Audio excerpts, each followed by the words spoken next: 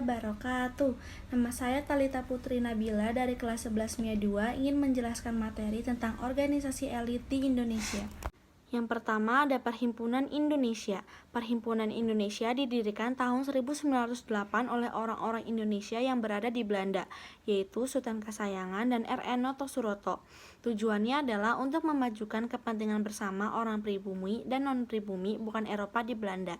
Dalam perkembangannya, hanya nama Perhimpunan Indonesia atau PI saja yang dipakai. Oleh karena itu, PI bergerak dalam bidang politik.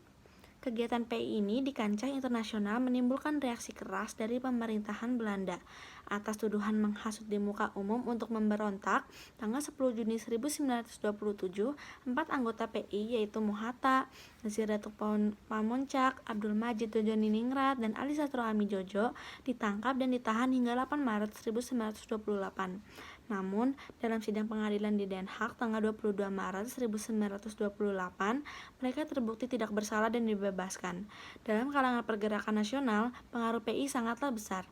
Beberapa organisasi pergerakan nasional lahir seperti Perhimpunan Pelajar-Pelajar Indonesia atau PPPI tahun 1926, Partai Nasional Indonesia atau PNI tahun 1927, dan Jong Indonesia tahun 1927. Selanjutnya yang kedua ada PKI atau Partai Komunis Indonesia. PKI adalah partai politik di Indonesia yang berideologi komunis. Dalam sejarahnya, PKI pernah berusaha melakukan pemberontakan melawan pemerintahan kolonial Belanda pada 1926. Mendalangi pemberontakan PKI Madiun pada tahun 1948 dan dicap oleh rezim Orde Baru, ikut mendalangi insiden G30S pada tahun 1965. Pada awalnya PKI adalah gerakan yang berasimilasi ke dalam syarikat Islam. Keadaan yang semakin parah di mana ada perselisihan antara para anggotanya, terutama di Semarang dan Yogyakarta, membuat syarikat Islam melaksanakan disiplin partai, yakni melarang anggotanya mendapatkan gelar ganda di kancah perjuangan pergerakan Indonesia. Keputusan tersebut tentu saja membuat para anggota yang beraliran komunis kesal dan keluar dari partai dan membentuk partai baru yang disebut ISDV. Pada Kongres ISDV di Semarang atau Mei 1920, nama organisasi ini diubah menjadi Perserikatan Komunis di Hindia. Semaun diangkat sebagai ketua partai. Di sini saya akan menjelaskan sejarah singkat G30 SPKI. G30 SPKI merupakan gerakan yang bertujuan untuk menggulingkan pemerintahan Presiden Soekarno dan mengubah Indonesia menjadi negara komunis. Gerakan ini dipimpin oleh D.N. Aidit yang saat itu merupakan ketua dari Partai Komunis Indonesia atau PKI. Pada 1 Oktober 1965, dini hari, Letkol Untung yang merupakan anggota Cakrabirawa atau pasukan pengawal istana memimpin pasukan yang dianggap loyal pada PKI. Gerakan ini mengincar perwira tinggi TNI Angkatan Darat Indonesia. 3 dari 6 orang yang menjadi target langsung dibunuh di kediamannya, sedangkan lainnya diculik dan dibawa menuju lubang buaya. Jenazah ke-7 perwira TNI Angkatan Darat itu ditemukan selang beberapa hari kemudian. 7 tokoh yang diculik dan dibunuh dalam G30 SPKI adalah Jenderal Ahmad Yani, Maijen R. Suprapto, Maijen MT Haryono, Brigjen DI Panjaitan, Brigjen Sutoyo Siswo Miharjo, Letu Piari Andreas Tendean, dan Maijen Jenderal Siswodo Parman. Yang ketiga ada Partai Nasional Indonesia. Partai Nasional Indonesia atau PNI dibentuk di Bandung tanggal 4 Juni 1927.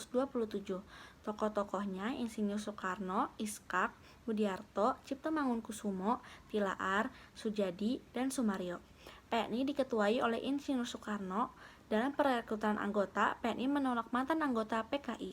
Tujuan PNI adalah bekerja sama untuk kemerdekaan Indonesia dengan asas percaya pada diri sendiri.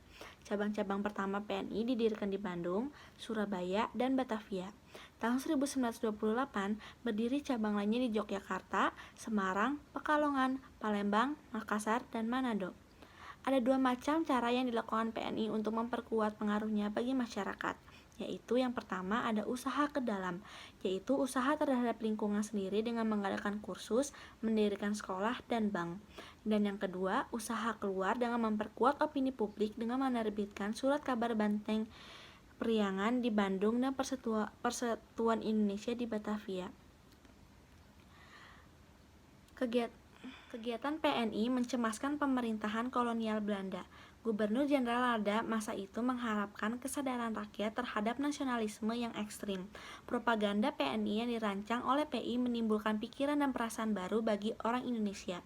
Dalam kegiatannya, PNI banyak dibantu tokoh-tokoh PI. Sukses yang dicapai PNI tidak lepas dari paham yang dianutnya, yaitu Marhaenisme. Gerakan massa yang dipelopori PNI menimbulkan kecurigaan pemerintahan kolonial bahwa PNI mempunyai hubungan dengan PKI.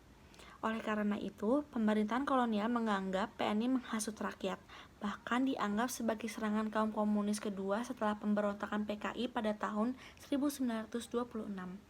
4 tokoh PNI yang ditangkap kemudian diajukan ke pengadilan di Bandung. Sidang dilakukan tanggal 18 Agustus 1930 hingga 29 September 1930.